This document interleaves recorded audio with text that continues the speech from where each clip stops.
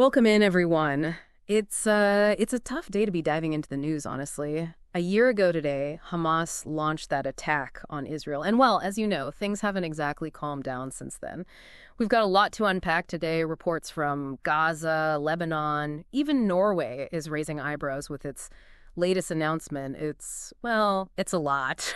But that's why we're here, right? To try to make sense of it all. Absolutely. And it's easy to get lost in the geopolitical weeds with all of this. But I think it's important to start with the human cost. We're talking about a truly dire situation unfolding, especially in Gaza. Yeah, the images coming out of there, particularly in the north, it's just devastating. Absolutely. It's a full-blown humanitarian crisis. The evacuation orders Israel issued, the siege of Kamal Adwan Hospital, it's putting immense pressure on a population that's already been through so much. The hospital situation in particular really struck me. I mean, a hospital under siege, it feels like something out of another century. It's a tactic, unfortunately one we've seen before. But that doesn't make it any less horrifying. Israel's demanding a full evacuation, patients, staff, everyone, but with the ongoing conflict and limited resources, it's unclear how that's even logistically possible. And it feeds into this larger strategy we're seeing from Israel to essentially control movement in the north, forcing hundreds of thousands of Palestinians south.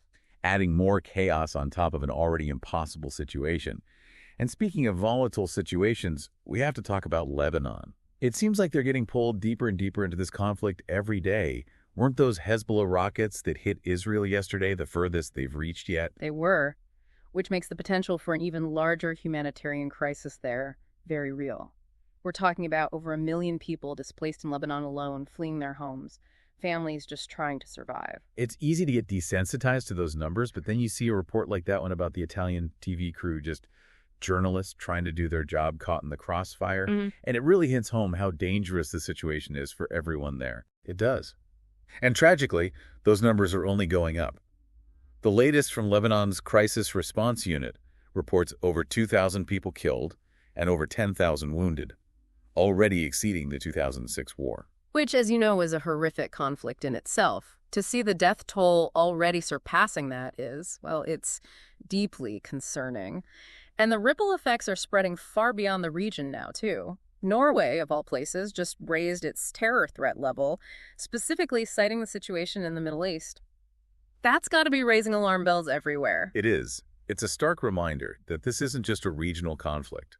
What happens in the Middle East has the potential to destabilize the entire world, and the international community is definitely taking notice. Yeah, you've got to wonder about the timing of some of these moves, right? Like Netanyahu's claim about taking out Hezbollah's second-in-command. It's definitely a bold statement. Yeah. And the fact that he hasn't actually named who they supposedly killed. Well, it does make you wonder if it's more about optics and propaganda than anything else. Especially with Hezbollah coming out so strongly, denying those claims. Shignam Qassem, their acting leader, isn't mincing words. He insists that any commanders lost have already been replaced. They're projecting this image of strength, of defiance, and they want everyone to know it.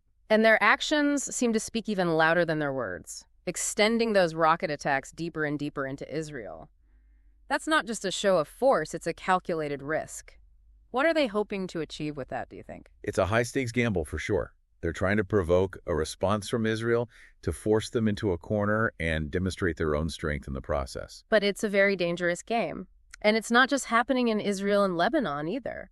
Look at what Erdogan's been saying in Turkey, claiming they could be the next target for Israel. I mean, that's not exactly helping to de-escalate the situation. You can't ignore the domestic political climate in Turkey right now. Yeah. Either Erdogan's facing some pressure back home, and this kind of inflammatory rhetoric plays very well with a certain segment of his base. So is this just Erdogan playing the strongman again, or is there something more to it? It's never that simple with Erdogan, is it? He's a shrewd politician, and this could be a way to solidify his position both domestically and on the world stage. By presenting Turkey as a potential target, he's also positioning himself as a key player in the region. And he's putting action behind those words, too, Yeah. sending in those Navy ships to help evacuate Turkish citizens and bring aid to Lebanon. That's a pretty clear signal. It is. It's a delicate balancing act, though. He needs to project strength without directly provoking Israel. It's a tough line to walk. A high-wire act, for sure. And meanwhile, you have millions of ordinary people caught in the middle of all of this. The UN calling for a ceasefire.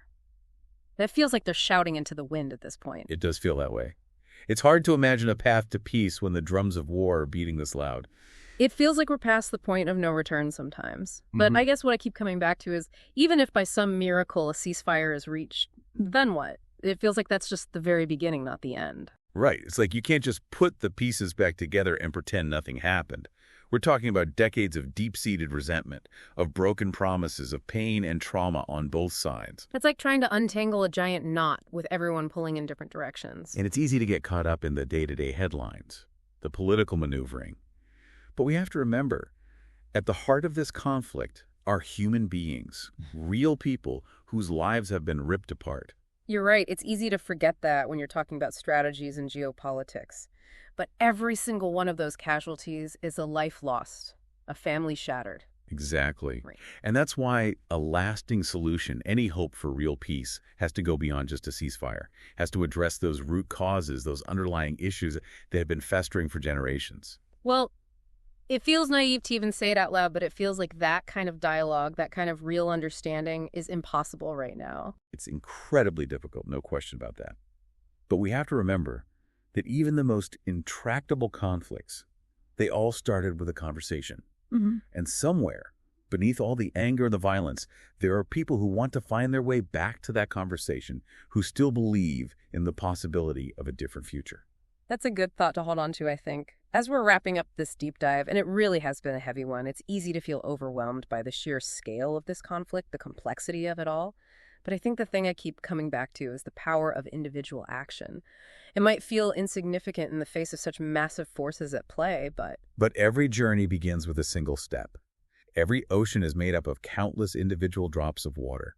exactly. So as you're listening to this, maybe feeling helpless, wondering what you can possibly do, just remember that every voice raised for peace, every act of kindness, every attempt to bridge divides, it all matters. It all contributes to a better future. And that's what we have to hold on to, even in the darkest of times, the hope for a better tomorrow.